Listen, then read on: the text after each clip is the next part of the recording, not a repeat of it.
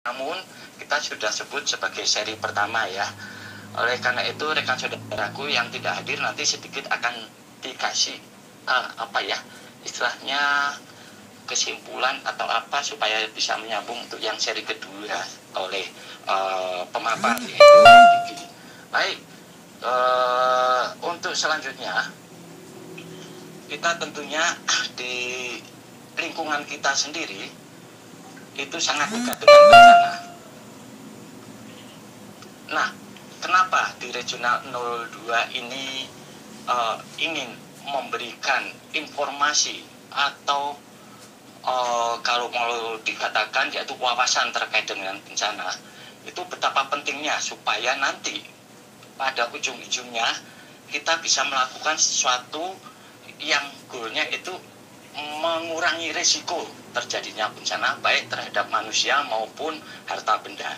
Demikian kira-kira ulasan sedikit dari moderator malam ini. Saya sebagai Kendi JD atau Yunus Jula, dan kami akan mendengarkan bersama-sama pemaparan di malam hari ini oleh Dr. Diki Muslim. Ya, tentunya ada 1 jam waktu juga yang didampingi oleh Bapak KRT Adi Kusumo Prastio tentunya. Baik, waktu dan kesempatan saat ini dipersilahkan, namun kami informasikan setelah pemaparan nanti ada sesi untuk diskusi atau tanya jawab. Tentunya silakan dipersiapkan manakala kita ingin memperdalam atau kurang-kurangnya ingin diulang kembali atau disampaikan kembali oleh pemapar, tentunya dipersilahkan nanti. Baik, kembali ke Om Diki. Disilahkan dengan semangat Om Diki ganti. Siap, terima kasih Om Kendi. Saya mulai lagi nih, saya kira udah 100 tadi 101 tadi pikir kita ya, peserta di channel 002 ini. Assalamualaikum warahmatullahi wabarakatuh. Selamat malam, salam santun, salam hormat kepada para senior, om dan tante, bapak dan ibu, akang dan teteh yang telah hadir di channel 002 pada malam ini. Juga saya khususkan ini ke Om Gintara, Om Andre, Frans, ya teman-teman yang kemarin sempat diskusi kopi darat. Saya ingin menyampaikan apresiasi bahwa pada malam ini kita yang memulai sebetulnya seri sebenarnya, begitu ya. Tapi Om dan Tante, saya ingin sedikit mengulas yang minggu kemarin mengenai perkenalan. Kemarin kita membahas bagi yang belum hadir tentang bahasanya dulu yang disebut dengan bencana itu apa, bedanya dengan bahaya itu apa, kemudian apa itu mitigasi, kita sering mendengar.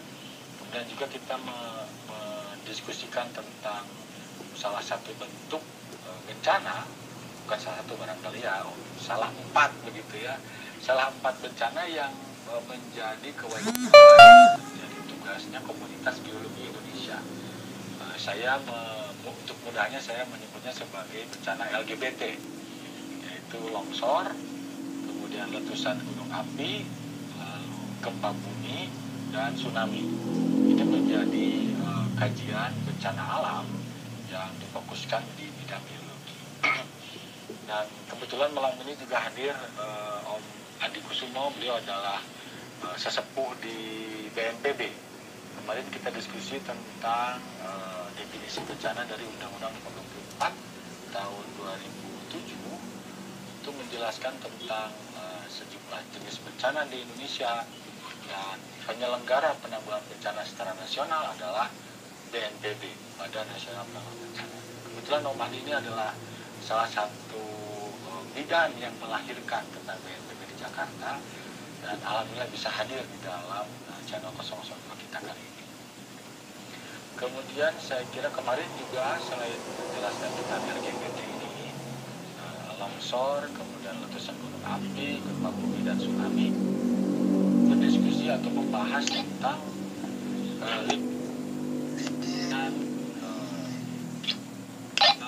aneka jenis bencana lain seperti banjir, dan banjir bandang, kemudian bencana sosial juga kita bahas sedikit kemarin, dan bencana non alam. Jadi kemarin sedikit ada bias begitu, dari karakteristik bencana yang tadinya adalah tentang bencana alam. Dan terakhir minggu kemarin itu kita bahas jenis-jenis bencananya yang ada di dalam sejumlah peraturan secara resmi ada di Indonesia.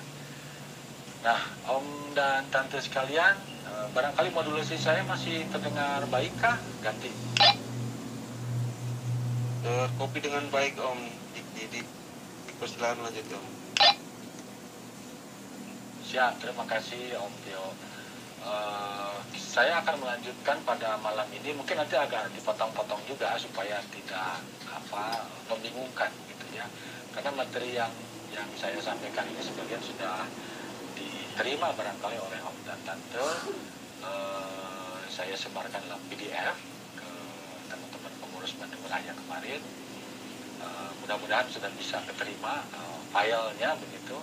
Tapi kita akan mencoba menarasikan sejumlah gambar sehingga kita mempunyai gambaran tentang apa itu bencana secara virtual, penggambarannya.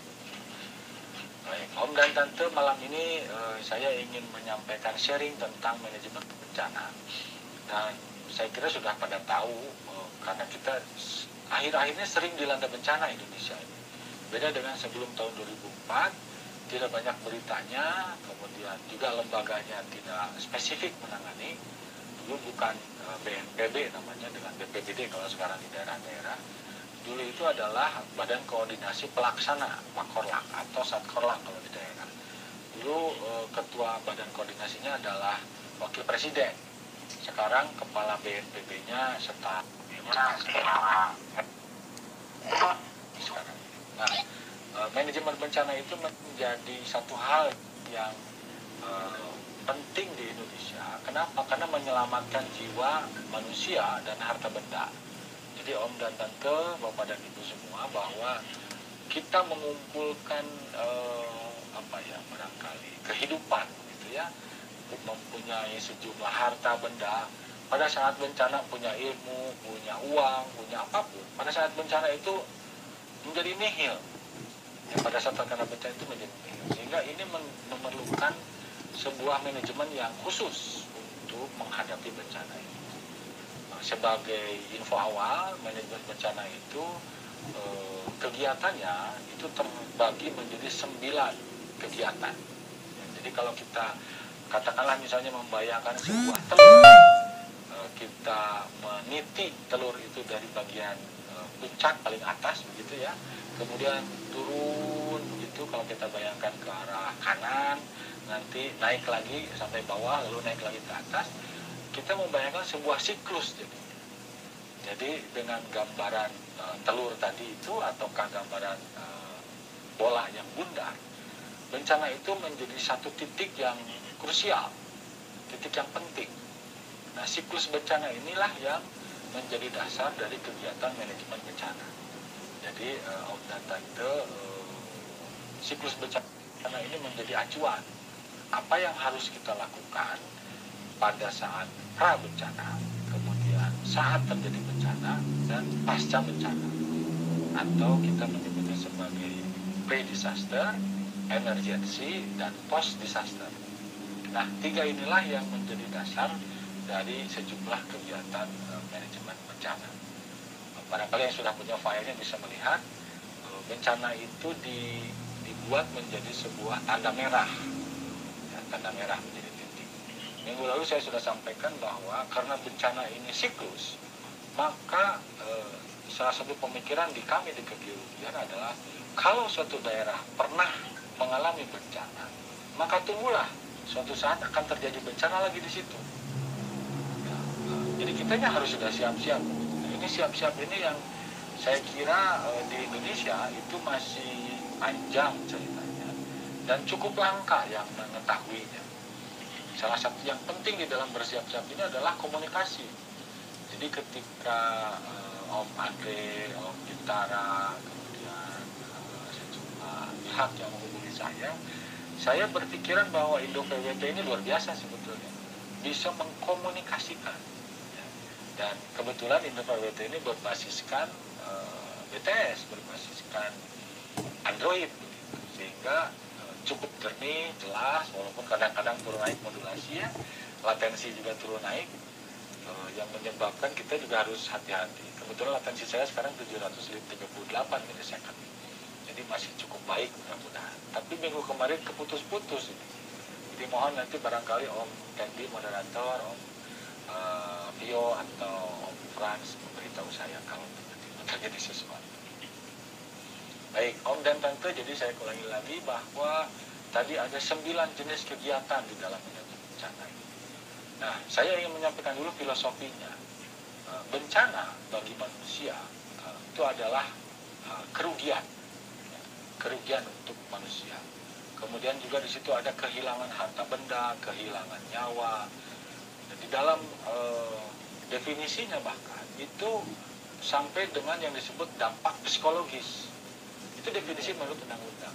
Jadi Om dan Tante barangkali bisa membayangkan kalau sebuah komunitas, sebuah kelompok masyarakat mengalami dampak psikologis yang berat, entah itu oleh alam, oleh faktor sosial, oleh faktor non-alam, maka sebetulnya mereka ini mengalami bencana berdasarkan undang-undang ini. Ya, satu yang menjadi catatan. Kemudian kenapa komunikasi?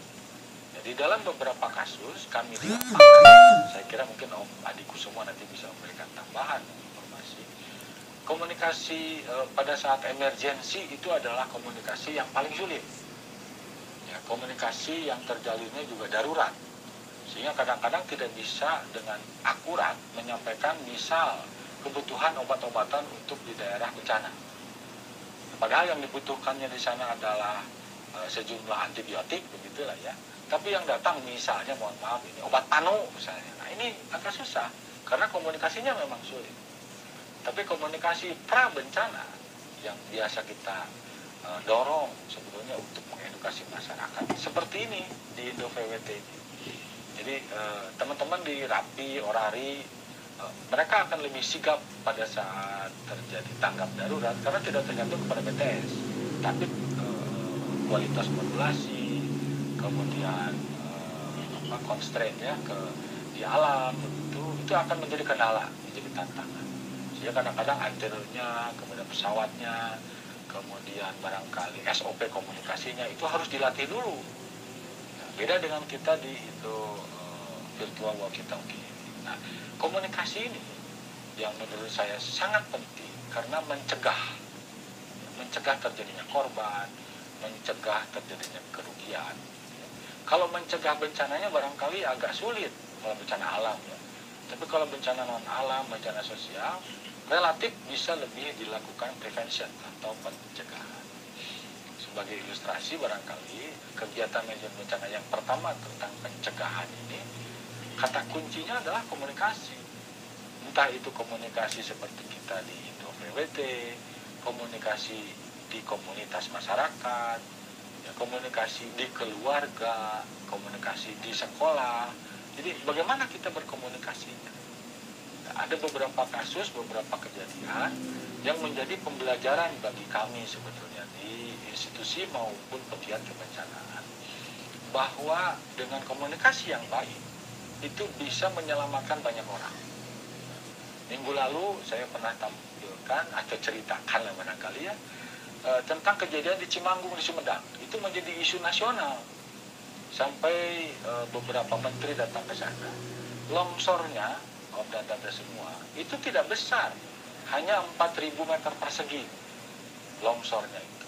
Kemudian cakupan longsornya, kemudian tanah longsornya sendiri di tebing itu mungkin kalau kita ambil ilustrasi, ada tebing, di atasnya ada rumah, cuma ada 3 rumah yang tergerus longsor di bagian atas. Tapi di bagian bawahnya ada kurang lebih 16 kafling rumah. Yang jadi masalah bukan longsornya sebetulnya, karena di tempat lain juga pada saat 19 Januari 2021 itu ada juga longsor, tapi tidak memakan korban. Yang memakan korban di dalam kasus Cimanggung itu yang heboh adalah yang meninggal kemudian terseret oleh kami menyebutnya urge flow atau debris flow. Itu sekitar 42 orang. Dan setengahnya adalah relawan dan petugas. Jadi ini menjadi catatan bahwa komunikasi yang baik itu bukan pada saat terjadi tanggap darurat, tapi justru pada saat pencegahan mestinya. Sehingga almarhum teman-teman kami yang ada di sana, relawan, ada Dan Ramil, Cimanggung, kemudian ada komandan, kemudian dari kepolisian, itu banyak korban sampai 42 orang. Dan katanya sih ada beberapa yang sudah sekarang ini tidak digali lagi karena sudah terlalu tebal. Jadi on tante bahwa pencegahan dengan komunikasi yang baik, kalau saja waktu itu berkomunikasi dengan baik, mungkin melibatkan sejumlah ilmuwan atau sejumlah relawan berpengalaman atau berwaspada dengan komunikasi pada saat itu mungkin tidak sebanyak itu korbannya. Itu barangkali ya kenapa pencegahan atau kegiatan pertama dalam kegiatan manajemen bencana ini rohnya adalah komunikasi. Dan komunikasi yang saya kira ini penggunaan Indo Virtual Walkie Talkie ini bisa seluruh Indonesia. Ada jutaan orang yang memiliki handphone, dan sekarang handphone ini kan sudah yang Android ya, itu sudah bukan generasi 1-2 lagi, sudah generasi 10 sekarang. Itu menjadi catatan bahwa aplikasinya makin bisa disebarkan dengan baik, komunikasinya juga dengan baik, tinggal kontennya. Jadi saya sangat mengapresiasi tadi disampaikan bahwa sejumlah channel lain, BJCH yang lain juga diberitahu mengenai kegiatan. Mudah-mudahan ini menjadi amal baik Om dan Tante, Bapak dan Ibu, Akang dan Teteh, menyampaikan informasi pentingnya berkomunikasi menghadapi bencana. Jadi bukan pada saat bencananya saja, tapi sebelum terjadi bencana. Itu mungkin jadi catatan barangkali. Itu yang pertama adalah tentang pencegahan atau prevention. Nah, di dalam telur kita tadi, di dalam bola kita tadi, pencegahan itu adalah bagian pertama dari kalau kita boleh ilustrasikan, telur ini seperti pizza dan dipotong menjadi 3 bagian. Nah, bagian yang pertama pra bencana, bagian kedua emergency, bagian ketiga pasca bencana. Nah, pencegahan ini yang pertama. Kemudian yang kedua adalah mitigasi. Barangkali kalau yang masih belum familiar dengan kata mitigasi ini. Mitigasi adalah pengurangan risiko. Saya kemarin kalau di pertemuan yang kemarin sampaikan bahwa ada risiko, ada resiko. Mungkin resiko itu kalau bagi orang Sunda adalah risiko dapur. Ya, untuk teman-teman yang berbahasa Sunda. Kalau risiko atau risk itu adalah sebuah kondisi ketika kita tidak bisa ngapa-ngapain kalau bahasa umum. Dan mitigasi ini tidak hanya dikenal di bencana sebetulnya, tapi dimulainya itu adalah di sektor keuangan. Itulah kenapa ada insurance, ada asuransi, ada surat utang negara, kemudian ada instrumen-instrumen yang terkait dengan keuangan, itu menggunakan kata mitigasi. Jadi bagaimana upaya mengurangi risiko pada saat terjadi eventnya, pada saat terjadi tanggap darurat. Itu yang kedua tentang kegiatan manajemen bencana ini. Melangkah yang ketiga itu adalah kesiapsiagaan atau preparedness. Jadi kalau di dalam pencegahan itu kita berkomunikasinya harus baik, di dalam mitigasi itu merencanakan menghadapi bencananya harus baik.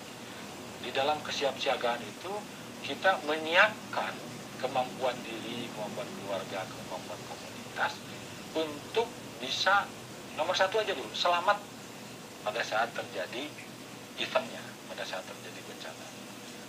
Contohnya yang LGBT tadi itu. Kesiapsiagaan di dalam longsor, menghadapi longsor, berbeda dengan kesiapsiagaan menghadapi gempa bumi. Kesiapsiagaan menghadapi letusan gunung api dengan tsunami juga berbeda. Jadi ini betul-betul sangat spesifik dan personal jadinya. Sehingga pengetahuan ini seharusnya sudah mohon maaf kepotong barusan. Jadi kesiapsiagaan ini harusnya sudah diajarkan dari kecil. Ya, kemarin sudah saya sampaikan juga contoh-contohnya. Kesiapsiagaan menghadapi bencana, dan itu ada sejumlah aturan, ada sejumlah tips, ada sejumlah triknya, dan mungkin termasuk juga sejumlah persiapan-persiapan yang non fisik. Dan tentu. Contoh misalnya persiapan ketika menghadapi gunung api, letusan gunung api, itu tidak hanya secara fisik kitanya mengungsi, menyiapkan tempat lain, tapi juga seperti Mbah Roso itu, ya, yang di Merapi itu berdoa. Itu bagian dari kesiapsiagaan sebetulnya, karena bencananya masih bisa diprediksi untuk gunung api. Tapi kalau untuk gempa bumi, untuk tsunami atau longsor di beberapa titik, kesiapsiagaannya itu tidak bisa di-delay. Ya, kita siapkan sambil pelan-pelan. Tidak, mereka harus siap setiap saat. Ini yang membuat capek sebetulnya. Dan alhamdulillah kita di Indonesia ini dengan pemersatu NKRI adalah TNI dan kepolisian, kita mempunyai stakeholder yang sangat tanggap, sangat cepat untuk diperintah dan sesuai SOP. Sehingga tidak aneh sejumlah stakeholder, pemangku kepentingan untuk kesiapsiagaan bencana ini berada di kalangan Polri dan TNI. Karena memang setiap saat 24 jam mereka siap terima perintah, siap bergerak. Ini sesuatu yang agak sulit di masyarakat kita. Saya menyampaikan apresiasi kepada kesiapan mereka ini. Jadi tidak heran Kepala BNPB itu adalah Letjen yang berbintang 3. Kebetulan orang Cimahi pada saat ini, ya. Itu mengenai kesiapsiagaan sebagai kegiatan ketiga di dalam manajemen bencana. Langkah berikutnya sebelum terjadi bencana adalah yang disebut sebagai early warning atau peringatan dini. Dan tante, peringatan dini ini adalah sesuatu yang dibangun dari keilmuan, karena belum tentu apa yang di-warningkan itu terjadi, tapi diperingatkan lebih dulu. Contoh misalnya ketika hujan besar terjadi di mana-mana, Pusat Vulkanologi dan Mitigasi Bencana Geologi di Kementerian SDM menerbitkan peta bahaya longsor. Nah, peta ini kemudian didistribusikan kepada pemda-pemda yang mempunyai wilayah-wilayah merah. Jawa Barat itu kalau terjadi hujan besar, semua wilayah pegunungannya adalah merah. Ada hal-hal lain, ada penyebab lain. Tapi Jawa Barat ini daerah yang menjadi pegunungannya adalah daerah merah. Nah, juara-juaranya ya itu adalah salah satunya Kabupaten Sumedang, kemudian Kabupaten Tasikmalaya. Di wilayah Bandung sendiri, salah satu juaranya adalah Kabupaten Bandung dan Kabupaten Bandung Barat. Salah dua juaranya itu di wilayah Cekungan Bandung atau di wilayah Bandung Raya. Jadi kalau kita bayangkan begitu untuk wilayah Bandung Raya ini, wilayah ini adalah wilayah yang rentan terhadap bencana. Kemudian juga rawan terhadap bencana. Jadi Om dan Tante, Bapak dan Ibu, beda antara rentan dengan rawan. Ya, kalau rawan itu adalah frequent, seringnya terjadi. Kalau rentan itu adalah sebuah ukuran kemudahan terjadi. Jadi walaupun sering terjadi, bisa saja di daerah yang tidak mudah terjadi. Jadi rawan dengan rentan berbeda. Kalau kita di jalan raya barangkali suka melihat awas, rawan kecelakaan di jalan raya atau di jalan tol. Beda dengan artinya awas, rentan kecelakaan. Jadi ini berkaitan dengan peringatan dini tadi. Dan di para ilmuwan, peringatan dini ini biasanya menggantungkan diri kepada alat.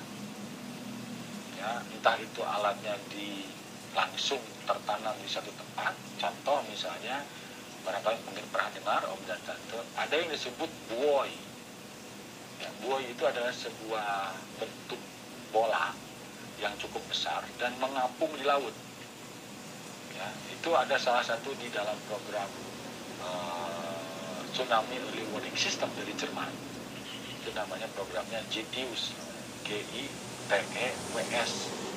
Nah, pernah mereka menyumbangkan bola-bola ini dan disimpan di laut. Nah, ceritanya si bola-bola ini terpantau oleh satelit. Jadi bola ini kalau terjadi sesuatu, sejumlah data fisika yang ada yang direkam oleh bola ini kemudian bisa dipantau lewat satelit. Nah, katanya ada joknya ini. Suatu saat ada satu bola di daerah timur Indonesia itu tiba-tiba bergerak cepat.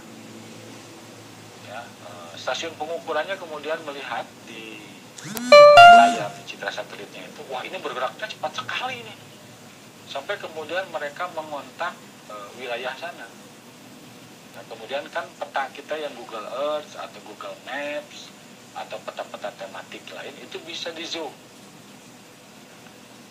Kelihatan ketika di zoom itu si buoy itu sampai ke darat dan berhenti di darat. Nah, kan bingung ini petugasnya ini. Ada apa sebetulnya? Teleponlah petugas di lokasi itu. Rupanya ada nelayan menemukan logam di tengah laut, bola logam ini, lalu ditarik. Dan akhirnya mati itu buoynya. Kenapa? Karena jeroannya dibongkar, dikilo untuk dijual ke tukang loak, begitu barangkali. Nah, ini menjadi catatan bahwa early warning atau peringatan dini itu juga rentan. Saya ingat dulu di Grobogan, di Temanggung, dipasang sejumlah alat oleh teman-teman dari sejumlah universitas di sana. Dipasang di sebuah bukit untuk mengukur pergerakan tanah. Ya, tapi bukit lain yang dianggap tidak rentan tidak diukur. Nah, padahal di bukit itulah ada perumahan di bawahnya. Dilalah kalau bahasa Perancisnya barangkali. Yang longsor itu yang nggak dipasangi alat. Yang dipasangi alat kalem saja nggak longsor. Nah, dan alatnya tidak murah. Jadi kadang-kadang kita juga rasa memiliki lah ya, masyarakat kita, komunitas kita itu tinggi rasa memilikinya itu. Ketemu baterai misalnya di lapangan aki untuk menghidupkan early warning yang real time, kemudian dibawa ke rumah. Sayang katanya ini nggak ada orangnya yang pegang. Karena rasa memilikinya tinggi, ya dibawa ke rumah. Itu banyak kejadian dan terkait dengan peringatan dini. Jadi peringatan dini ini kalau mengandalkan alat itu menjadi mahal tentunya. Tapi kalau mengandalkan manusia, peringatan dini ini tidak semahal alat. Karena manusianya punya alat komunikasi seperti kita ini Indo PWT. Ya, ini jadi catatan barangkali mengenai peringatan dini. Itu adalah 4 kegiatan, 4 poin yang bisa dilakukan sebelum terjadinya event, sebelum terjadinya bencana. Oke, saya sudah berapa menit ini takutnya lewat. Saya jeda dulu barangkali Om Kendi ganti. Tidak apa-apa Om, menarik soalnya. Apalagi ada ilustrasi cukup lucu dan memang terjadi ya Om ya. Seperti itu, dilanjut aja Om. Masih menarik dan ini mudah-mudahan bisa diserap oleh rekan-rekan semua ya. Dilanjut Om Diki, silahkan aja. Siap Om Kendi, terima kasih Om moderator. Jadi barangkali kita bisa membayangkan tadi pizza begitu dipotong menjadi 3 bagian. Dan bagian pertama, kalau saya ilustrasikan itu berada di sebelah kiri, itu akan bertemu dengan bagian kedua. Itu di satu titik yang disebut sebagai event bencana. Khusus untuk biologi itu ada LGBT, kemudian untuk hidrometeorologi ada banjir bandang, kekeringan, itu di hidrometeorologi, termasuk juga tsunami. BMKG itu mengurusin itu. Yang berikutnya misalnya untuk bagian pertama ini terkait dengan bencana biologi. Seperti sekarang kita mengalami epidemi, ya, berproses menjadi endemi nanti. Lalu ada penyakit tanaman. Yang sekarang sedang ramai ini penyakit hewan. Ya, Om dan Tante barangkali ingat PMK gitu ya, penyakit mulut dan kuku. Lebih kejamnya lagi itu ada lagi penyakit antraks misalnya. Wah, itu lebih parah lagi. Tapi itu adalah kaitannya dengan biologi. Jadi dari jenis bencana geologi, hidrometeorologi, kemudian ada bencana biologi. Yang nanjak, begitu kebetulan di titiknya Tanjung Priok itu nanjak. Lalu truk ini tidak kuat nanjaknya dan mundur. Karena panik, si sopirnya itu banting setir sehingga setengah dari truk ini menggantung. Jadi kita bayangkan misalnya kalau ada flyover, kemudian truknya terlalu berat, mundur dan menggantung setengah. Nah, kalau truk saja sih nggak masalah, tapi truk ini berisikan limbah B3. Nah, itu bisa dibayangkan. Ada kawan saya ahli kimia yang menjelaskan bahwa beberapa limbah B3 itu kalau terjadi sesuatu jangan disemprot air justru. Ya, kalau disemprot air dia bisa kemana-mana membahayakan banyak pihak. Nah, yang terjadi di Tol Wiyoto itu dulu karena dia limbahnya B3 kemudian ada kebocoran, namanya juga truk nangkring di atas flyover, ya, jalan tol di atas itu. Akhirnya jadi masalah panjang karena jalan ditutup pada saat jam macet. Itu membuat orang menggerutu dan itu dia kategorikan sebagai bencana teknologi. Kemudian bencana yang lain selain geologi, hidrometeorologi, biologi, teknologi adalah bencana lingkungan. Ya, yang saya kira cukup menghebohkan adalah kebakaran atau kebakaran hutan. Sampai presiden berkali-kali. Saya kira Om Adi Kusumo punya pengalaman bagus nih tentang kebakaran hutan ini. Nah, yang terjadi pada saat 2016 bukan kebakaran hutan di Jawa Barat, tapi penggundulan hutan atau alih fungsi lahan hutan. Itu terjadi di Garut sehingga menyebabkan banjir bandang di Garut. Ini tetangganya wilayah Bandung Raya. Dan apakah itu berhenti di situ? Tidak. Ternyata 2 atau 3 tahun kemudian terjadi siklus. Cuma lebih kecil karena hujannya kebetulan lebih kecil. Nah, bencana lingkungan ini masih banyak yang belum terperhatikan oleh komunitas-komunitas kita. Yang terakhir di dalam undang-undangnya adalah bencana sosial. Ada konflik, ada terorisme, ada tawuran antar penduduk, antar sekolah, macam-macam. Nah, jenis-jenis bencana ini harus diwaspadai pada kegiatan manajemen bencana yang 4 pertama. Ya, kan ada pencegahan, ada mitigasi, ada kesiapan, ada peringatan dini, early warning. Sampai kemudian terjadi satu ledakan barangkali. Itulah yang disebut bencana. Jadi kegiatan manajemen bencana ini adalah kegiatan yang terpadu sebetulnya. Ini bukan cuma tanggung jawab BPBD, Badan Penanggulangan Bencana Daerah, atau BNPB, Badan Nasional Penanggulangan Bencana, atau misalnya Bapeda, pemerintah daerah. Tidak.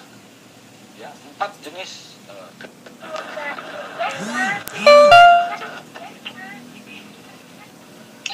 prakteknya bisa berbagi ya, antar stakeholder, antar pemangku kepentingan. Contoh misalnya pencegahan, komunikasinya bisa dilakukan di mana? Di sekolah. Pengurangan risiko bisa dilakukan di komunitas, misalnya komunitas motor, komunitas petani, komunitas pengusaha. Kesiapan itu bisa dilakukan di mana? Di keluarga. Di dalam penjelasan di tempat lain yang full manajemen bencana, kesiapsiagaan keluarga itu menjadi pokok. Karena keselamatannya pasti keluarga dulu yang pertama, yang penting. Kemudian yang keempat adalah peringatan dini atau early warning. Nah, early warning yang paling murah itu ya sebetulnya early warning by human, oleh manusia. Saya pernah menyampaikan sebuah makalah di Angkatan Darat. Kodikot adalah sebuah organ TNI AD di bawah kepala staf yang dipimpin oleh Letjen bintang 3. Yang di dalamnya ada sejumlah bintang 2, ada diklat-diklat.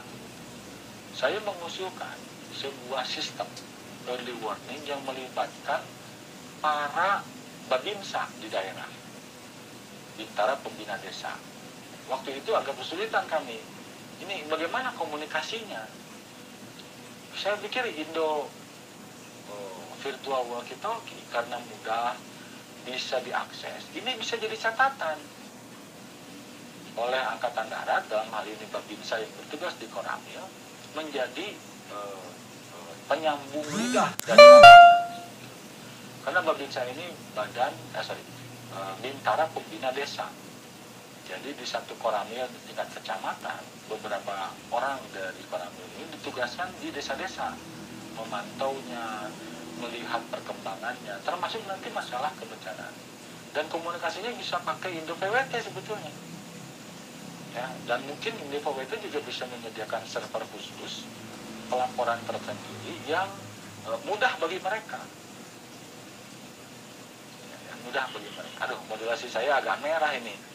Mudah-mudahan terdengar jelas, karena cuma 2 bar. Potensinya cuma 235. Oke. Saya pernah mengusulkan hal semacam begitu, tapi kemudian kita terkena pandemi, akhirnya tidak berlanjut.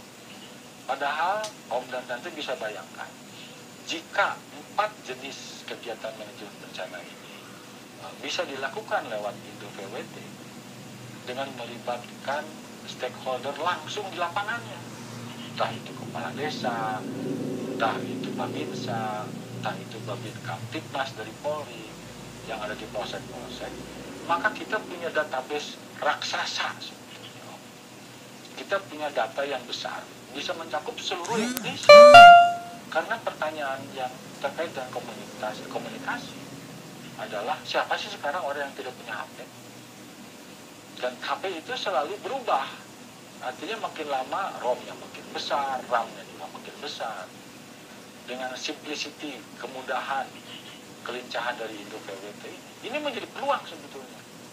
Ya, tapi saya tidak tahu, nanti silakan pengurus barangkali untuk bisa. Tapi paling tidak pada 4 kegiatan manajemen bencana yang awal, pada tahapan pra-bencana sebelum terjadi event bencananya, itu akan jauh mengurangi biaya, jauh mengurangi potensi kehilangan nyawa, dan juga mungkin bisa menyelamatkan sejumlah hal lain di 4 ini saja.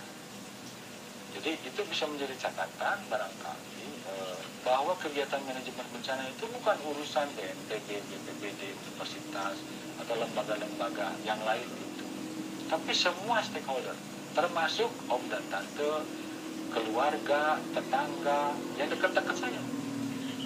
4 ini menjadi penting. Itu yang saya kira menjadi catatan mengenai kegiatan manajemen bencana tahap 1 yang disebut sebagai pra-bencana. Oke, gimana Om Moderator? Apakah diteruskan ganti? Baik, masih ada 2 tahapan Om. Pra-bencana, ketika terjadi bencana, dan setelah atau pasca bencana. Lanjut Om, ganti. Siap, terima kasih Om Moderator. Om dan Tante, Bapak dan Ibu, Akang Teteh semua. Tahap kedua, ketika terjadi bencana, ini sangat krusial. Karena di sini ada empati, ada simpati.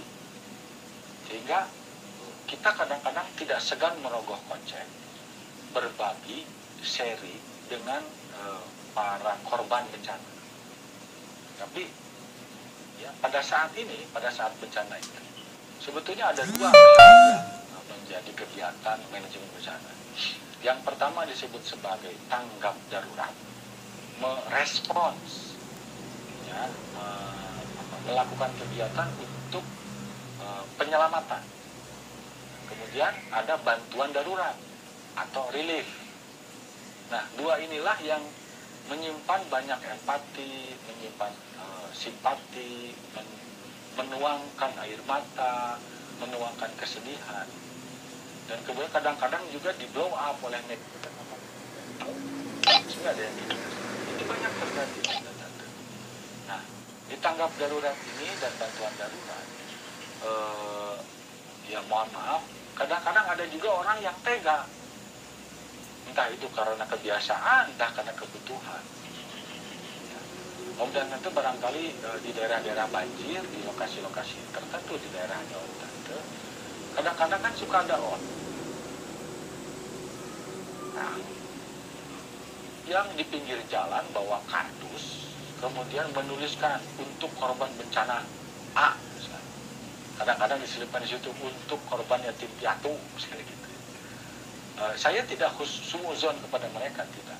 Tapi dari beberapa informasi yang nyampe kepada korbannya tidak besar. Ya, itu saya kira di Indonesia itu sesuatu yang tidak amanah. Kenapa? Karena meminta-minta itu bukan dari budaya bangsa kita sebetulnya. Pada saat tanggap darurat dan bantuan darurat. Nah, dua kegiatan manajemen ini, respons dan relief, tanggap darurat dan bantuan darurat itu, solusinya adalah mempertinggi ketahanan masyarakat. Jadi jujur saja saya agak malu ini kalau kita ke daerah begitu, ke kampung-kampung begitu ya, ada masjid sedang dibangun, di tengahnya diedarkan jaring misalnya, atau meminta-minta kepada yang lewat. Ada kejadian longsor di satu tempat, di perempatan itu mahasiswa bawa kardus dan pakai seragam, entah apapun seragamnya, lalu meminta-minta sumbangan. Apakah niatnya mulia? Niatnya mulia. Tapi apakah betul sampai kepada yang berhaknya? Tidak ada yang tahu, karena tidak pernah diaudit yang begitu. Berbeda dengan negara maju. Contoh seperti Jepang. Pada saat terjadi bencana itu, tidak ada peminta-minta. Karena mereka sudah menyiapkan diri, resilient, berketahanan tinggi menghadapi bencana. Nah, menghadapi bencana khususnya pada saat tanggap darurat maupun bantuan, ini adalah memajukan perekonomian. Jadi mereka yang ekonominya maju, yang kehidupan basicnya terpenuhi, otomatis dia akan mencari cara untuk resilient atau tahan terhadap bencana. Sehingga saya sepakat dengan Om Andi bahwa upaya-upaya meningkatkan ketahanan masyarakat itu sebetulnya adalah upaya menyejahterakan mereka. Kalau sudah sejahtera itu nggak usah minta, maksud saya, nggak usah minta-minta. Kalau sekarang tidak, mohon maaf ini saya sampaikan. Kadang-kadang bencana itu dijadikan alasan sejumlah lembaga untuk meminta-minta, entah itu kepada pengusaha, kepada masyarakat, kepada instansi, institusi. Ya, itu saya kira memang di luar dari bahasan tentang bencana, tapi sifat dan sikap seperti itu adalah sifat dan sikap yang tidak resilient, maksud saya. Dan kita bisa melihat. Minta maaf saya hang up sebentar. Diki, minta maaf ya. Bisa dilanjutkan kembali. Ini kelihatannya ada sesuatu yang penting akan disampaikan Om Adi Kusumo Prastyo. Diberikan kesempatan dulu ya. Maaf kalau saya potong sebentar. Itu. Roger, thank you Om. Thank you juga Om Adi ya. Saya lanjutkan sedikit, barangkali kita masih ada 3 hal yang harus dijelaskan di kegiatan. Tapi Om dan Tante, saya ingin menekankan bahwa Om dan Tante ini menurut saya adalah Om dan Tante yang terpilih untuk memanfaatkan Indo PWT ini berkomunikasi. Saya mengalami di Rapi maupun di Orari yang jadi momentum untuk bisa berkomunikasi itu, kalau yang intens adalah sesuatu yang menarik bagi kita. Tapi kalau komunikasi cuma ngobrol ngalir gitu, barangkali jadi tidak menarik. Itu menjadi catatan. Saya lanjutkan tadi mengenai menuju sebetulnya peningkatan ekonomi masyarakat. Kalau yang sudah kaya bisa lebih kaya, kalau yang miskin bisa jadi kaya. Itu barangkali. Untuk apa? Mereka menjadi resilient, tahan terhadap bencana. Itulah saya bilang ke Om Andre, kemudian ke Om Adi juga, bahwa program tanggap darurat, menghadapi tanggap darurat, menghadapi program resilient, ada satu solusi yang baik sebetulnya yang kemarin barangkali sedang booming. Kami menyebutnya sebagai geopark. Padahal sebetulnya di situ adalah peningkatan perekonomian masyarakat. Jadi kaitannya antara geopark, geoturism atau geowisata itu karena di dalam kegiatan manajemen bencana geologi, tanggap darurat dan bantuan darurat itu sebetulnya bisa lebih ringan kalau sudah siap masyarakat atau resilient.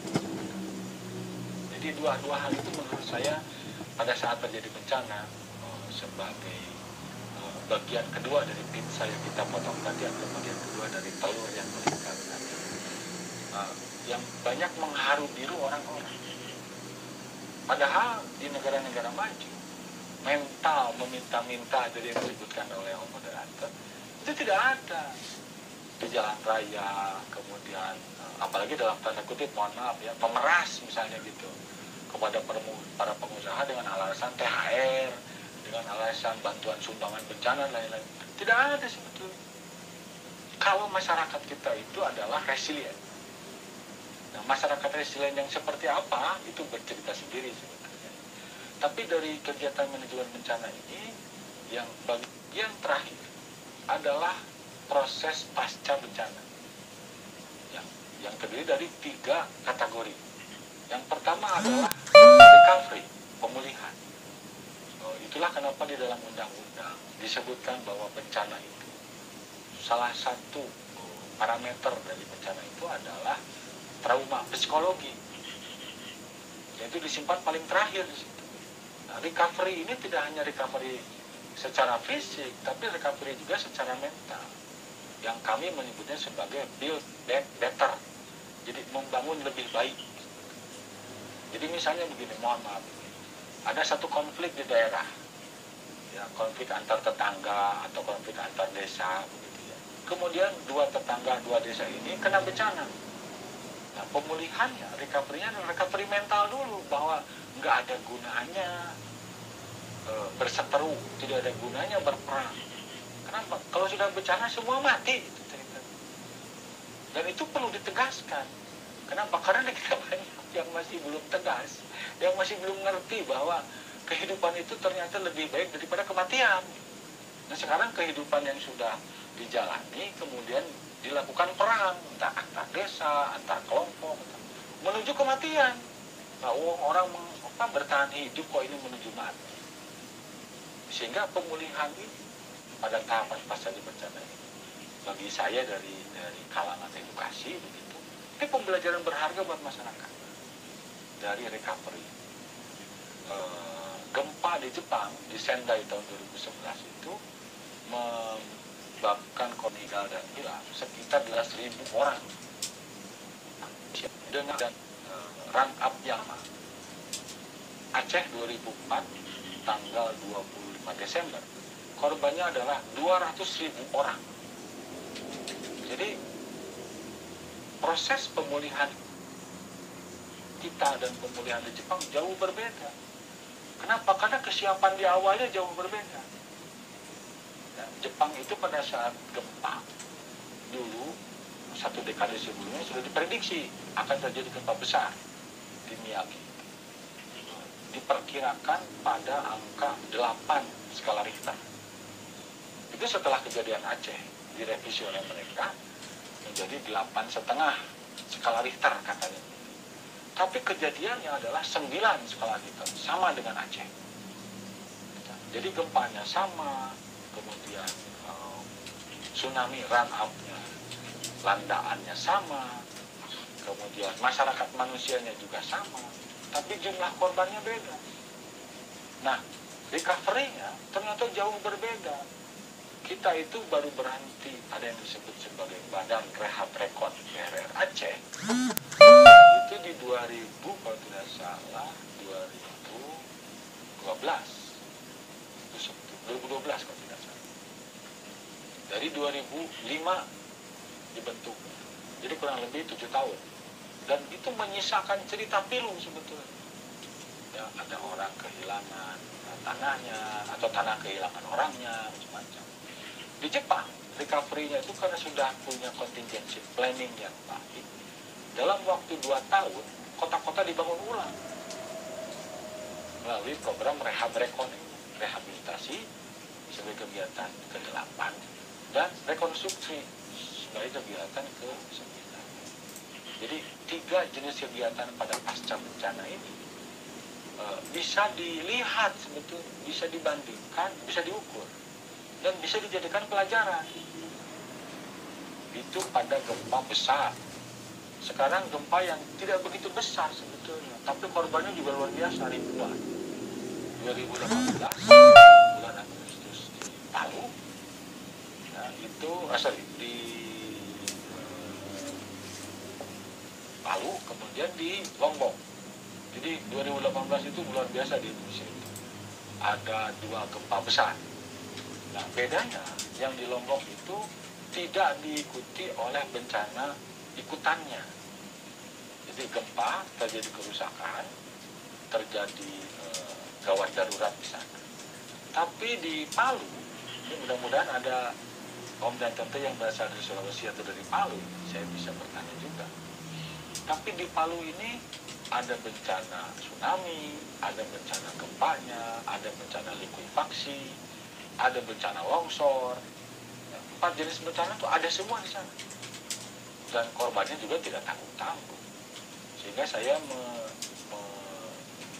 menyarankan kepada Om Frans, ya, Om Andre Frans, bahwa ini Sulawesi ini hotspot sebetulnya.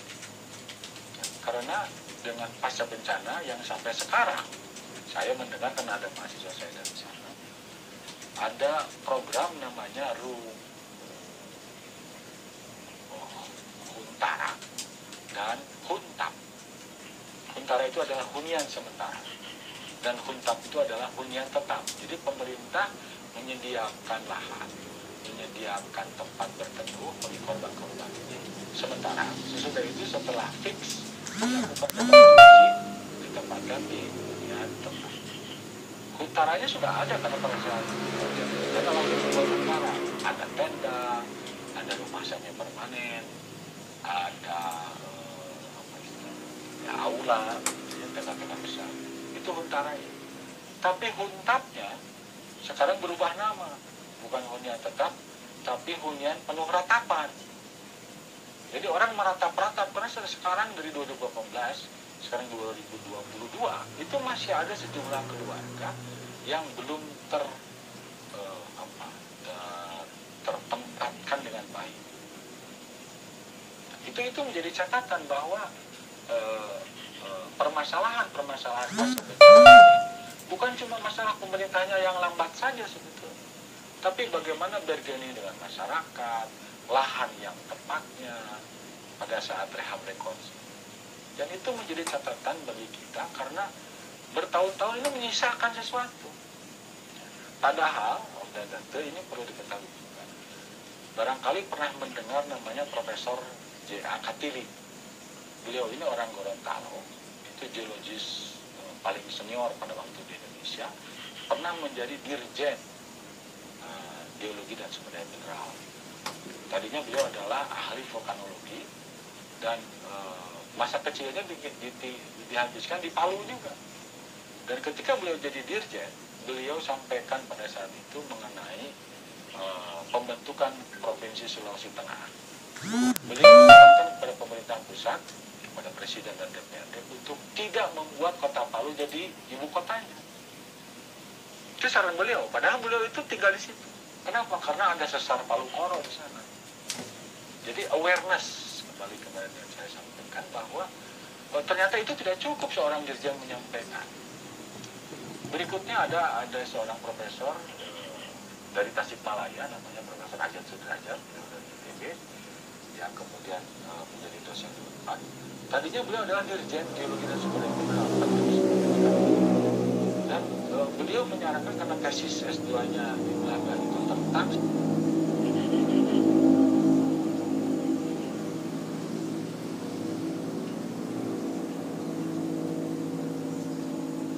baik rekan saudaraku semua.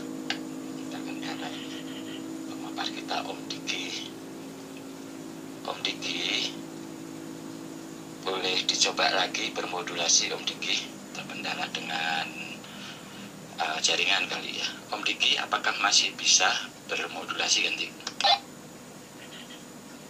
Ya, gimana sekarang Om? Ganti. Baik, silakan Om Diki dilanjut. Ini lagi enak nih, lagi hot-hotnya tuh. Om Diki dilanjut aja. Roger, oke, terima kasih Om Kendi informasinya. Ini kayaknya jabringan. Baik, saya lanjutkan sedikit domainnya tadi bahwa ada 2 orang profesor yang menyampaikan kepada pemerintah pusat, bahkan dalam posisi sebagai dirjen, dan itu tidak diindahkan, sehingga Palu kemudian tetap dijadikan ibu kota. Artinya apa? Om dan Tante, daerah-daerah seperti Palu ini adalah hotspot. Ya, ada titik-titik yang panas betul di sini. Dan di Indonesia ini banyak daerah-daerah hotspot yang dijadikan daerah perkotaan. Walaupun sudah ada pembelajaran sebelum ya, kejadian Nalodo di Sulawesi Tengah itu bukan sekali terjadi. Kejadian tsunami itu bahkan di Pulau Simelu itu sudah menjadi sebuah cerita rakyat yang disebut sebagai SMOG. Dan SMOG ini menjadi bahasan disertasi dari berbagai universitas di dunia mengenai yang disebut kearifan lokal menghadapi bencana. Jadi Om dan Tante, Bapak dan Ibu, bahwa kegiatan manajemen bencana ini adalah kegiatan bersama. Dan semua pihak wajib berpartisipasi sebetulnya. Oke, karena ini sudah jam 9.30, jadi saya agak takut juga nih, jadi motor sendiri begitu Om ya. Saya teruskan barangkali poin penting yang barangkali kita sering dengar adalah kegiatan mitigasi bencana. Sebagai informasi, mitigasi ada 2, yang gampangnya sajalah. Ada mitigasi struktural. Ya, mitigasi struktural ini adalah mitigasi fisik. Ada sarana dan prasarana, jalan, kesiapan ambulan, kesiapan teknologi, kemudian sistem early warning dan segala macam. Kemudian ada juga mitigasi non struktural. Nah, ini bisa dengan komunikasi seperti kita ini. Ini upaya mitigasi non struktural. Barangkali di pemerintahan daerah, mitigasi non struktural ini bisa masuk ke APBD sebetulnya. Jadi kegiatan Om dan Tante, kegiatan kita di Indo PWT ini bisa masuk ke dalam sistem lelang proyek kan di Pemda, sebetulnya bisa tergantung di Pati. Ya, ada penguatan kapasitas di situ, ada sosialisasi, ada edukasi, ada pencermatan tata ruang kota misalnya. Nah ini kaitannya dengan mitigasi non struktural. Oke, saya kira Om Kendi ini nggak bisa saya bicara terus. Saya ingin memberi kesempatan Om dan Tante yang lain untuk berpartisipasi berbicara begitu atau mengkritisi saya dengan senang hati. Saya kembalikan kepada moderator Om Kendi. Kita sudah banyak sharing tentang kebencanaan, manajemen bencana ini. Kendi, selamat malam. Terima kasih. Assalamualaikum warahmatullahi wabarakatuh. Kang Diki aja. Kebetulan kita sama-sama dari Cimahi. Sekarang saya ada di Bogor. Nama saya Jili. Saya tertarik dengan tadi Kang Diki bicara soal beberapa jenis bencana ya. Dan semuanya bicaranya pasti ke korban. Entah itu kerugian harta secara material atau moralnya. Nah, pertanyaan saya adalah recovery. Bagaimana menurut Kang Diki nih yang paling berat itu recovery apa? Bisa, tadi kan sudah bicara soal kerugian ya, bisa materi atau bisa moral ya, atau mungkin kalau yang meninggal mungkin sudah pasti penanganannya dikebumikan. Nah yang jadi pertanyaan adalah ketika kita mendapatkan kondisi bencana alam dan banyak korban, lalu secara mental, secara psikologi para korban ini hampa lah, habis lah.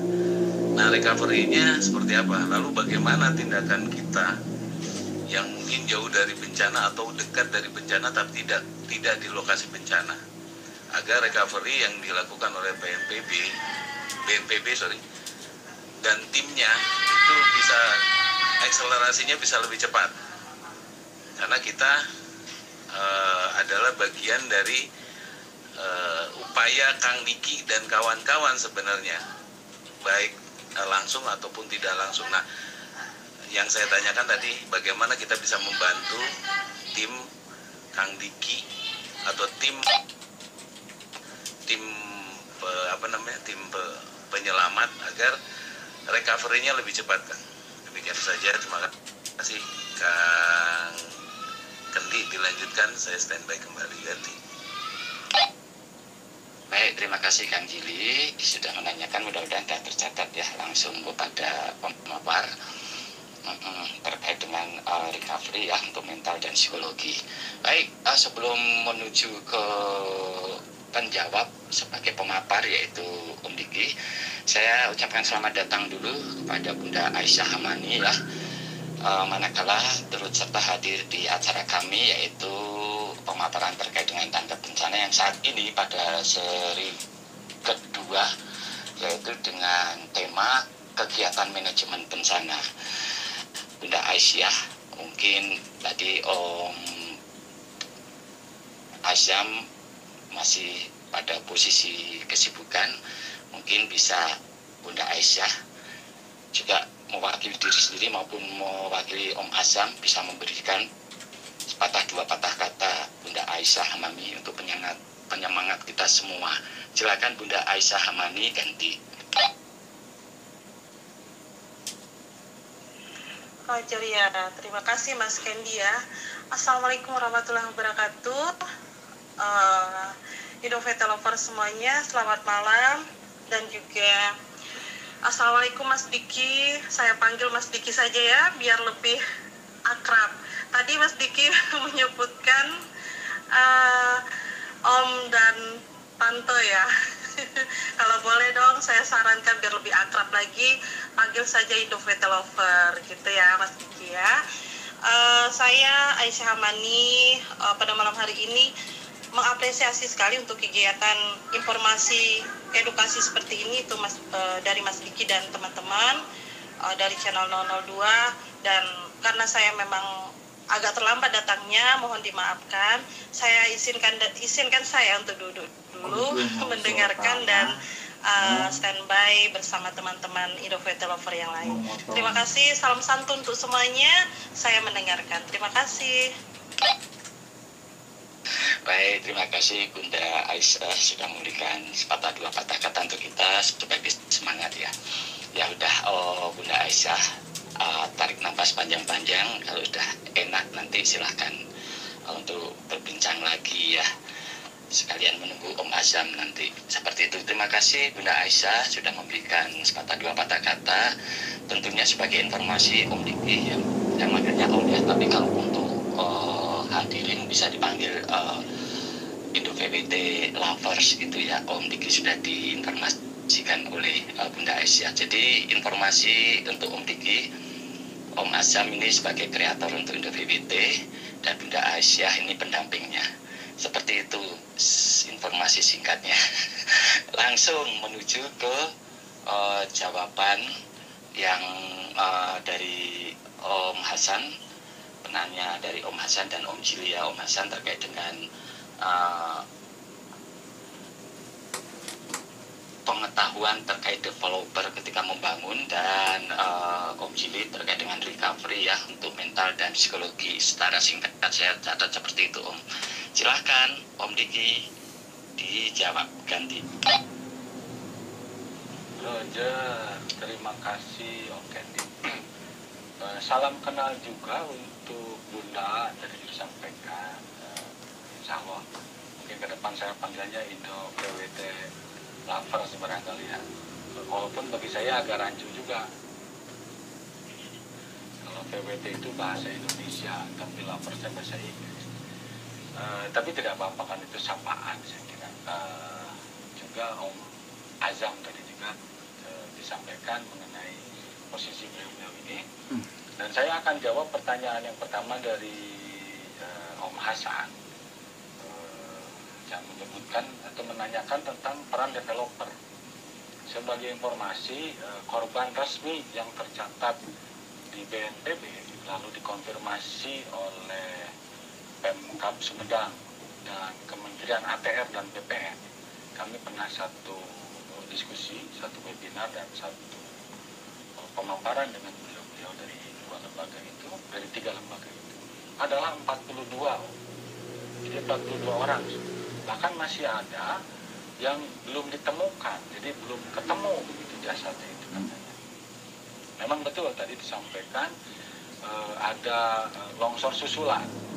Ini yang barangkali mengkomunikasikan apa yang harus dilakukan pada saat terjadi longsor. Ya, itu menjadi catatan juga bagi kami begitu ya di kampus. Kemudian bagaimana tentang pihak developer ini? Apakah dia bertanggung jawab tentang wilayahnya? Artinya dia juga menyusun mitigasi, menyusun rangkaian dokumen mitigasi. Kalau menurut administrasi bisnisnya, pada saat kami melakukan due diligence, penyelidikan dan penyidikan di sana, kebetulan dari Polda juga ikut pada saat itu, secara administrasi aman, karena daerah ini sebetulnya adalah daerah merah dan banyak di Cimanggung ini. Bahkan di daerah Cicabe Kulon, itu nyaris di belakang Polsek, ada satu sekolah SD di sana, yang juga terjadi longsor, tapi tidak memakan korban. Nah, terjadi longsor dan cukup besar, sehingga sejumlah rumah itu nyaris tersentuh oleh earthslide-nya atau gerakan tanahnya. Tapi karena tidak ada korban, tidak heboh. Nah, yang bikin heboh di Sumedang itu karena ada Dan Ramil, ada komandan Satpol PP, kasih transit di kecamatan. Kapolsek selamat, tapi ada stafnya juga katanya yang kena. Itu menjadi catatan. Ya, itu yang terjadi dalam versi kami ketika audiensi dengan Bupati, Sekda, dan pada saat tanggap darurat itu saya kebetulan mendampingi Pak Sekdanya untuk menentukan ini berapa ratus rumah yang harus diungsikan karena hujan masih ada. Nah, ini jadi catatan barangkali bagaimana dari sisi kita adalah komunikasinya. Jadi apakah developer harus tahu? Ya, mereka wajib tahu sebetulnya kalau daerah itu adalah daerah merah. Tapi tidak ada rekomendasi bahwa developer itu wajib membuat mitigasi. Tidak ada di situ. Itu karena bisnis saja, kalau misalnya senang dengan wilayah itu ya beli, kalau tidak ya tinggalkan. Nah, khusus untuk Kampung Daud ini secara geologi itu sudah ada tanda-tanda sebelumnya ya, tapi tidak ada pihak yang harus menyatakan rekomendasi, tidak ada untuk pembangunan perumahan. Memang regulasinya juga belum ada. Itu yang terjadi di Cimanggung, menjawab pertanyaan Kang Hasan tadi. Kemudian Kang Jili yang asal Cimahi begitu ya. Pertanyaannya adalah recovery apa yang paling berat. Pengalaman kami dengan tim psikologi itu bukan di harta benda sebetulnya yang berat, tapi mengembalikan kepercayaan diri korban. Ya, itu entah nanti korbannya adalah yang cacat atau kehilangan anggota keluarga. Biasanya itu paling berat karena simpatinya agak susah di situ. Kalau misalnya kita kehilangan rumah, ada penggantian dari pemerintah. Kemudian kita tidak punya baju, ada sumbangan. Tidak punya makan, dibikinkan dapur umum. Tapi kalau sudah mental, nah ini berat. Teman-teman psikologi juga berat. Sehingga kadang-kadang dibutuhkan simpati dari warga sekitar. Ya. Nah, ada berbagai metode di sana, di dalam trauma healing namanya.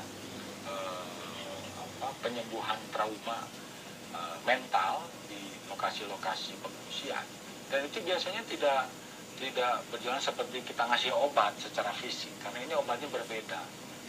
Sehingga tadi juga disampaikan oleh saya bahwa di dalam kesiapsiagaan ada juga unsur doa. Ternyata itu berperan pada saat terjadi recovery. Negara sekelas Jepang, ketika saya melihat bagaimana mereka bangkit dari bencana itu, ya mereka ke ibadah mereka. Ada yang ke kuil Buddha, ada yang ke shrine untuk Shinto, ada yang ke gereja, ada di sana. Ada juga orang Islam di sana yang ke masjid.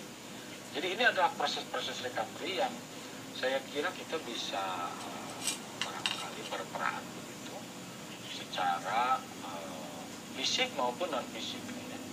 Ini jadi catatan mengenai pertanyaan Om Jili dari Bogor tadi. Dan sebagai tindakan yang kita bisa lakukan agar recovery lebih cepat itu, saya kira mungkin dalam beberapa kasus itu saya biasa mengajak para mahasiswa untuk melihat langsung dan membantu mereka. Ngajak ngobrol saja sudah luar biasa kalau menurut saya. Jadi ada bahkan satu adagium baru, ada satu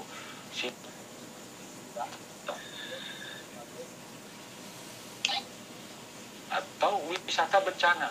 Ya, jadi walaupun ini menyedihkan sebetulnya ada orang sedang kena bencana, orang lain datang berwisata ke situ, selfie terutama. Ini banyak terjadi di kita. Jadi bukannya menolong, malah mereka memanfaatkan momen itu untuk selfie. Nah ini juga jadi fenomena di masyarakat. Mungkin sambil selfie itu sebetulnya dia bisa menghibur. Ya bisa ngajak ngobrol. Mungkin kalau bawa Indomie 2 gitulah, dibagi-bagi dipotong begitu. Kenapa? Simpati yang dibutuhkan.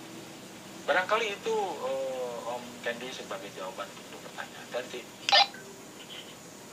Baik, terima kasih ya. Cukup menjelaskan tadi dari pertanyaan Kang Hasan sama Om Jili ya. Untuk mempersingkat waktu, maaf tidak ada konfirmasi kembali, nanti di belakangan kalaupun masih ada waktu baru kita konfirmasi kembali kalau kurang pas dan kurang puas. Baik, kembali ke alur dan jalur tentunya. Saya mau menanyakan dulu ke Om Wisnu Wahyu sebagai PJCH 902A. Ini waktu sudah menunjukkan pukul 21.55. Nah, saya minta persetujuan apakah kita bisa lanjut sampai pukul 21.15 atau sampai pukul 21.30 kah? Sudah termasuk dengan kesimpulan seperti itu. Om Wisnu Wahyu, Kendi JD atau Yunus Jula menyapa dan memohon persetujuannya ganti.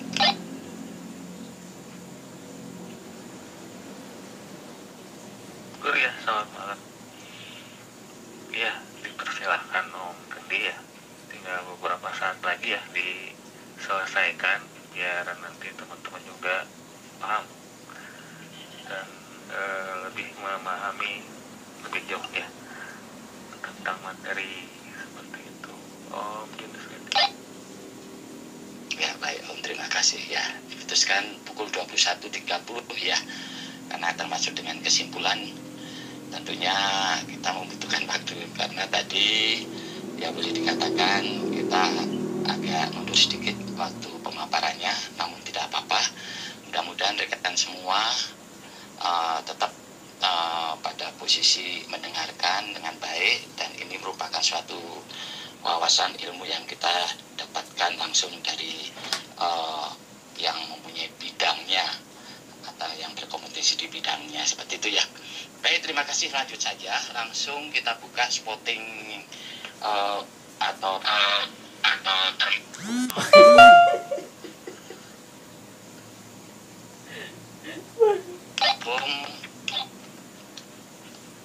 Wawan Askom, tapi ada yang ketiga Om Tri Sumiarso. Baik, kalau saya lihat Om Jaka Asgar dari Regional Jawa Barat, Om Wawan Askom juga seperti itu. Ada baiknya ya dari kita dahulukan dari Om Tri Sumiarso yang dari Jakarta ya, seperti itu. Kalau diizinkan saya minta persetujuannya seperti itu ya untuk Om Jaka Asgar dan Om Wawan Askom. Jadi kesempatan untuk rekan yang ada di posisinya di luar Jawa Barat, seperti itu. Mohon izin ya Om Jaka dan Om Wawan Askom. Dipersilahkan Om Tri Sumiarso. Assalamualaikum, jumpa kembali. Silahkan pertanyaannya singkat, jelas, menarik. Roger. Baik. Waalaikumsalam dan selamat malam Om Jaja dan semua sahabat-sahabat di Regional 2 Jawa Barat. Ya, PTJ Jawa Barat ya, Diki aja ya. Yang menarik ketika longsor ini kali sering terjadi tahun ke tahun begitu. Ini satu pertanyaan dan ada beberapa pertanyaan tambahan seperti saya mohon izin ya, Kendi dan teman-teman. Yang pertama, apakah BPD Jawa Barat sendiri memotret setiap lokasi-lokasi yang rawan bencana? Saya yakin tetap ada secara topografi dan demografinya, titik-titik yang memang rawan terhadap bencana, itu yang satu. Saya yakin ada pemetaan itu tetap ada. Kemudian seberapa jauh BPD sendiri setelah ada pemetaan ini menanggulangi ini kan tidak hanya pasca maupun pada proses. Nah, perannya ini penting sekali. Justru bagaimana kita menanggulangi agar tidak terjadi kembali. Yang penting sebetulnya. Ketika longsor terjadi, bagaimana kita agar tidak terjadi longsor? Seberapa jauh peran BPD dengan pihak pemerintah daerah? Itu yang kedua. Ini aja. Seberapa jauh itu ya perannya terhadap penanggulangan tadi. Kemudian yang ketiga, ini langkah-langkah apa yang BPDJ dalam penanggulangan bencana daerah di Jawa Barat ini setelah pemotretan tadi itu agar tidak terjadi kembali di titik yang sudah kita petakan begitu. Sehingga tidak terjadi mungkin dengan longsor tadi dengan apa langkahnya, kemudian yang banjir tadi dengan apa langkahnya, dengan kerjasama itu. Nah, kemudian bisa disampaikan mungkin blueprintnya, gambaran secara garis besar. Demikian Om Diki aja. Terima kasih Kendi dan teman-teman atas kesempatan diberikan kepada saya. Kembali Om Kendi, Robert. Raja, terima kasih Om Tri Sumiharso. Cukup banyak ya, satu penanya 3 pertanyaan. Nah, saya ambil kebijakan supaya Om Diki terfokus di 3 pertanyaan ini. Saya tunda untuk termin berikutnya Om Jaka Asgar dan Om Awan Askom ya. Minta maaf, nggak apa-apa. Kita kasih kesempatan dulu untuk Om Diki memberikan jawaban apa yang menjadi pertanyaan. Mudah-mudahan sudah tercatat ya Om ya, terkait dengan BPD memotret pemetaan di Jabar, kemudian menanggulangi yang supaya tidak terjadi, bagaimana BPBD dengan langkah-langkahnya. Seperti itu Om singkatnya, tapi nanti kalau kurang jelas silahkan ditanyakan kembali atau dikonfirmasi kembali sama penanya. Om Diki, dijawab ganti. Roger, Om Kendi, terima kasih Om Tri Sumiharso ya dari Jakarta Selatan. Jadi kalau masalah BPBD ini saya ingin sampaikan dulu bahwa tidak seluruh daerah di Indonesia itu punya BPBD. Karena badan ini amanat di dalam undang-undang tentang bencana itu juga boleh tidak diikuti, begitulah kira-kira. Salah satunya yang tidak punya BPBD adalah Kota Bandung. Dan Kota Bandung ini penanggulangan bencananya disatukan dengan Dinas Kebakaran. Nah, seperti apa porsinya nanti bisa dilihat nanti. Tapi yang jelas tidak ada namanya BPBD Kota Bandung. Kemudian di sejumlah daerah, kabupaten dan kota di Indonesia itu juga tidak punya BPBD. Apakah mereka tidak bencana? Ada bencana, tapi mungkin fokus perhatiannya berbeda. Itu pertama mengenai BPBD-nya. Berkait dengan masalah nanti itu adalah kewenangan yang tadi ditanyakan oleh Om Tri. Pertama, di saya ada 4 pertanyaan dari Om Tri. Ya. Pertama, longsor sering terjadi dan apa yang dipotret oleh BPBD.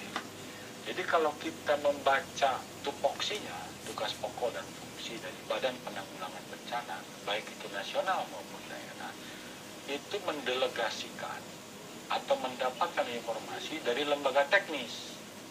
Jadi lembaga penanggulangan bencana ini handling, menanggulangi itu dalam pengertian recovery, dalam pengertian tanggap darurat, dalam pengertian mitigasi. Jadi 3 siklus tadi itu menjadi tanggung jawab BPBD. Tapi hal-hal teknisnya itu dipotret oleh lembaga-lembaga teknis. Contoh misalnya untuk iklim, untuk curah hujan oleh BMKG. Dan mereka punya organ di seluruh Indonesia. Untuk bencana geologi itu dipotret oleh Badan Geologi namanya. Kemudian untuk biologi dan kesehatan dipantau oleh Kementerian Kesehatan. Jadi Jadi potret teknisnya itu ada di mereka, lalu dirancang penanggulangannya oleh BPNPB dan delegasinya kepada BPBD. Jadi jangan heran Om, Tante, Indo PB Lovers, bahwa di daerah-daerah itu warna BPBD itu sama orange. Bahkan mobil-mobil bantuannya itu bukan tulisan BPBD, tapi BNPB karena terpusat penanganannya. Jadi tadi kalau pertanyaannya, potretnya bagaimana? Potretnya akan disesuaikan dengan kondisi bencana di wilayah itu sendiri. Kedua, seberapa jauh peran BPBD? Karena BPBD provinsi ini adalah kepanjangan tangan pemerintah pusat, nah, karena gubernur itu mewakili presiden di daerah, tapi BPBD kabupaten itu mempunyai kewenangan sesuai bupatinya. Kadang-kadang frekuensinya tidak sama begitu. Jadi ada miskomunikasi baik di provinsi maupun daerah. Kebutuhan masalah dana, kemudian deployment orang-orang, deployment peralatan. Kadang-kadang ada masalah di situ. Jadi peran BPBD itu seperti itu. Nah, setelah pemotretan, apa yang dilakukan agar tidak terjadi lagi? Saya ingin menyoroti kata tidak terjadi lagi, itu tidak sesuai dengan ilmu kebencanaannya sendiri. Jadi di dalam ilmu kebencanaan itu bahwa ada siklus, bahwa satu daerah kalau sudah pernah terjadi bencana, maka tunggu, di situ akan terjadi lagi. Tapi yang bisa kita lakukan adalah kurangi risikonya. Nah, kebetulan BPBD ini bukan pengambil keputusan. Misal, yang tadi Om Hasan tanyakan, apakah developer ketika membangun harus minta rekomendasi ke BPBD? Tidak ada aturan. Padahal ketika terjadi, BPBD-nya adalah pemadam kebakaran datang ke situ. Jadi belum sinkron. Termasuk juga bagaimana regulasi-regulasi di tingkat kementerian, bahkan dengan Undang-Undang Cipta Lapangan Kerja yang merevisi 1.700 pasal kemarin, masalah kebencanaan ini belum tuntas. Itu catatan dari saya. Supaya tidak terjadi lagi korban yang sama. Berarti apa yang dilakukan? Korbannya diedukasi, kalau bagi saya. Karena kalau mengandalkan institusi, ada sejumlah kendala, entah itu